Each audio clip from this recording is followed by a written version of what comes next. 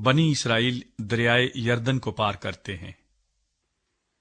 तब यशवा सुबह सवेरे उठा और वो और सब बनी इसराइल शतीम से कूच करके यरदन पर आए और पार उतरने से पहले वहीं टिके।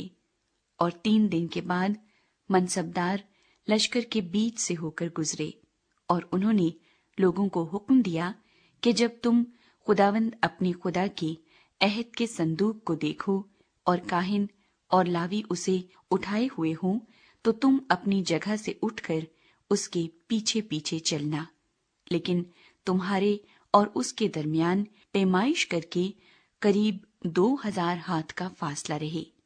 उसके नजदीक ना जाना, ताकि तुमको मालूम हो कि किस रास्ते तुमको चलना है, क्योंकि तुम अब तक इस राह से कभी नहीं गुजरे।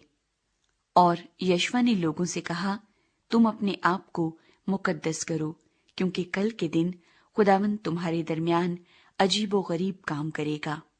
फिर यशवा ने काहिनों से कहा कि तुम अहद के संदूक को लेकर लोगों के आगे आगे पार उतरो। चुनाचे वो अहद के संदूक को लेकर लोगों के आगे आगे चले। और खुदावंद ने यशवा से कहा, आज के दिन से मैं तुझे सब इस्राएलियों के सामने सरफराज करना शुरू करूंगा, ताकि वो जान ले कि जैसे मैं मूसा के साथ रहा वैसे ही तेरे साथ रहूंगा। और तू उन काहिनों को जो अहद के संदूक को उठाएं ये हुक्म देना कि जब तुम यरदन के पानी के किनारे पहुंचो तो यरदन में खड़े रहना। और यशवा ने बनी इसराइल से कहा कि पास आकर खुदावंद अपने खुदा की बातें सुनो। और यशवा कहने लगा कि इससे तुम जान लोगे कि जिंदा खुदा तुम्हारे दरमियान है, और वही जरूर यूनानियों और हित्तियों और हवियों और फरजियों और जरजासियों और अमूरियों और यबूसियों को तुम्हारे आगे से दफा करेगा। देखो, सारी जमीन के मालिक के अहद का संदूक तुम्हारे आगे आगे यरदन में जाने को है। सो अब तुम हर कबीले पीछे एक आदमी के हिसाब से 12 आदमी इस्राएल के कबीलों में से चुन लो।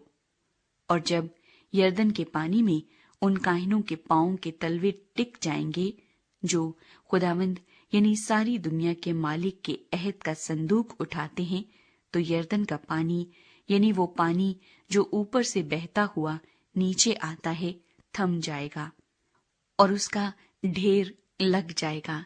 और जब लोगों ने यरदन के पार जाने को अपने डेरों से कूच किया और वो काहिन जो अहद का संदूक उठाए हुए थे लोगों के आगे आगे हो लिए।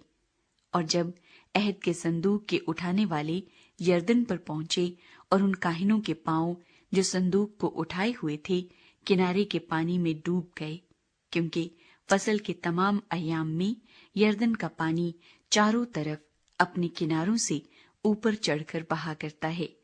तो जो पानी ऊपर से आता था वो खूब दूर अदम के पास जो जरतान के बराबर एक शहर है रुककर एक ढेर हो गया। और वो पानी जो मैदान के दरिया यानी दरियाए शोर की तरफ बह कर गया था बिल्कुल अलग हो गया। और लोग ऐन यरीहो के मुकाबिल पार उतरे। और वो काहिन जो खुदावंद के अहद का संदूक उठाए हुए थे यरदन के बीच में सूखी जमीन पर खड़े रहे। और सब इस्राएली खुश्क जमीन पर होकर गुजरे, यहाँ तक कि सारी कौम साफ यरदन के पार हो गई।